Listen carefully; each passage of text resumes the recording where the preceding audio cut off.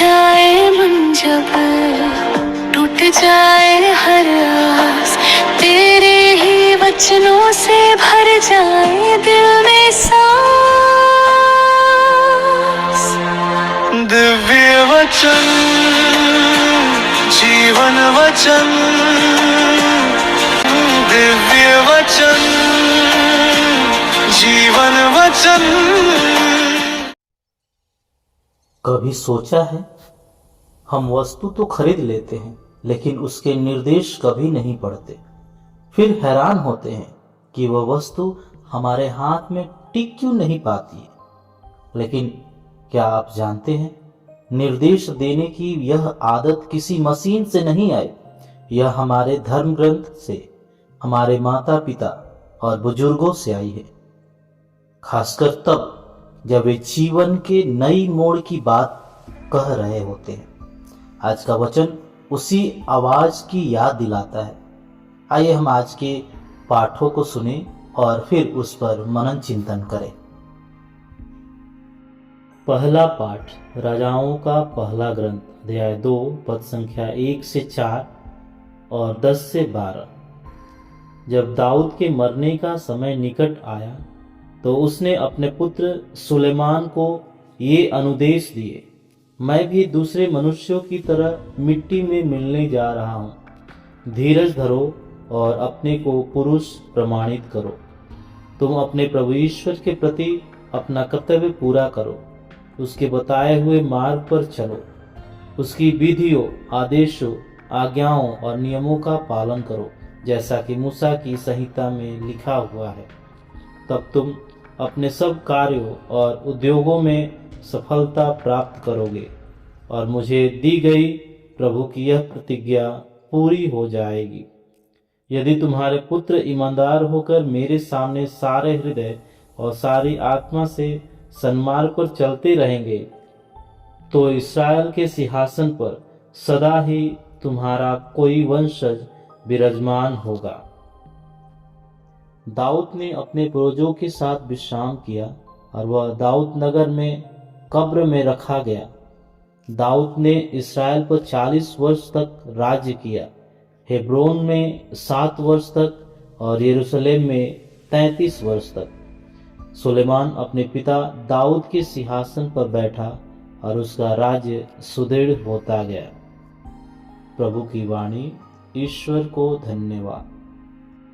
संत मार्कुस के अनुसार पवित्र सुसमाचार, अध्याय 6, पद संख्या 7 से 13।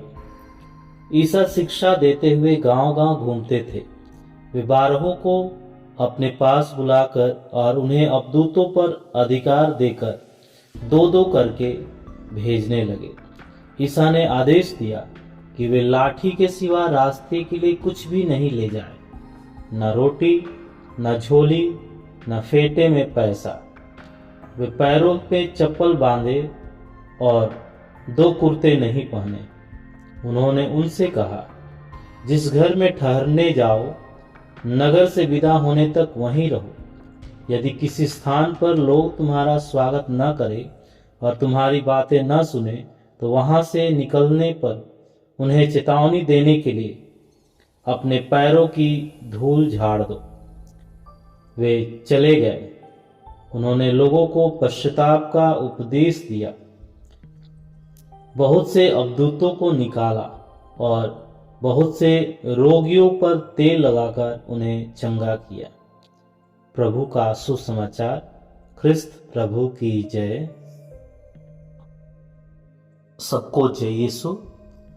ख्रिस्त में प्यारे भाई और बहनों, जब हम कोई भी चीज खरीदते हैं उसके साथ छोटी सी किताब आती है जिसमें निर्देश दिया रहता है। इसलिए नहीं कि हमें कुछ नहीं आता, बल्कि इसलिए कि वह चीज सही तरीके से इस्तेमाल होने पर ही लंबे समय तक हमारे काम आती रहे। जब निर्देश माने जाते हैं तो वही चीज भरोसेमंद बन जाती है, और जब निर्देश नजरअंदाज किया जाता है तो हमें समझ नहीं आता कि वह कब काम करेगी, कैसे काम करेगी या करेगी भी या नहीं। जीवन भी कुछ ऐसा ही है। ईश्वर जब भी हमें कोई जिम्मेदारी देता है तो उसके साथ दिशा भी देता है, निर्देश भी देता है, लेकिन हम अक्सर उस निर्देश को, उस दिशा को हल्का समझ लेते हैं। अब जरा अपने जीवन को याद कीजिए, अपने माता पिता को याद कीजिए, अपने दादा दादी, नाना नानी को याद कीजिए। जब वे हमें किसी काम के लिए भेजते हैं या भेजते थे, वे बस इतना नहीं कहते थे जाओ, वे बताते हैं कहाँ जाना है, किससे मिलना है और किन बातों से बचना है, क्योंकि वे जानते थे कि सही दिशा के बिना काम बिगड़ सकता है। और फिर एक समय आता है जब वही माता पिता, वही बुजुर्ग जीवन के आखिरी पड़ाव पर होते हैं। शरीर कमजोर होता है, आवाज धीमी होती है और शब्द बहुत कम हो जाते हैं।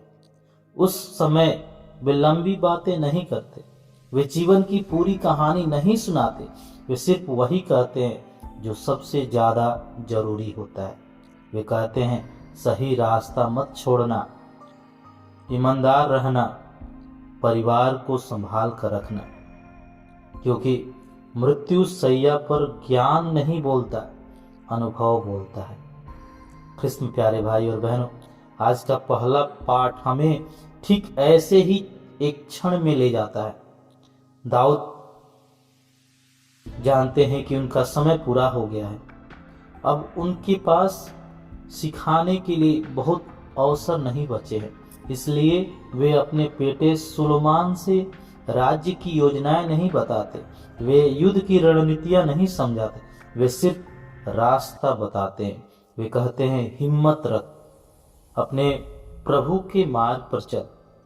जैसे कोई पिता आखिरी बार बेटे का हाथ पकड़ कर कहता है सब कुछ समझ में आए या ना आए, लेकिन इस रास्ते से मत हटना। और फिर दाऊद चला जाता है, लेकिन कहानी वहीं खत्म नहीं होती है। राज्य आगे बढ़ता है, क्योंकि दिशा पहले दी गई थी। एक पीढ़ी चली जाती है, लेकिन ईश्वर का काम नहीं रुकता है। कृष्ण प्यारे भाई और बहनों, अब वही सच्चाई हम यीशु के जीवन में देखते हैं। यीशु अपने शिष्यों को भेजते हैं, यह उनके लिए बड़ा अवसर है, लेकिन यीशु ने भावनाओं से नहीं भरते, वे उन्हें तरीका सिखाते हैं। वे बताते हैं कि क्या साथ रखना है और क्या छोड़ देना है, कहाँ रुकना है और कब आगे बढ़ जाना है। यीशु जानते हैं कि अगर शक्ति बिना दिशा दे दी गई तो वह सेवा नहीं, बोझ बन सकती है। इसलिए वे पहले रास्ता सिखाते हैं। कृष्ण प्यारे भाई और बहनों, शिष्य कुछ नया करने नहीं जाते, वे वही करते हैं जो उन्हें सिखाया गया था, और तभी बदलाव होता है। बीमार चंगे होते हैं, लोगों का जीवन बदलता है। फल पहले नहीं आता, आज्ञाकारिता के बाद आता है। आज का यह वचन हमें यह याद दिलाता है कि हम सब किसी न किसी दिन किसी को कुछ न कुछ सौंपते हैं। माता पिता बच्चों को सौंपते हैं, शिक्षक छात्रों को सौंपते हैं, बुजुर्ग अपना अनुभव सौंपते हैं, और यीशु हमें अपना मिशन सौंपते हैं। इसलिए सवाल यह नहीं है कि हमारे पास कितना ज्ञान है, सवाल यह है कि क्या हम उस ज्ञान को सही दिशा में सौंप रहे हैं। क्योंकि हम सब किसी के लिए दाऊद हैं और किसी के लिए सुलेमान। हमने किसी से पाया है और किसी को देना है। और जब निर्देशों का सम्मान किया जाता है तो एक पीढ़ी जाती है, दूसरी उठती है, और ईश्वर का काम लगातार आगे बढ़ता रहता है। पिता, पुत्र और पवित्र आत्मा के नाम पर आमीन।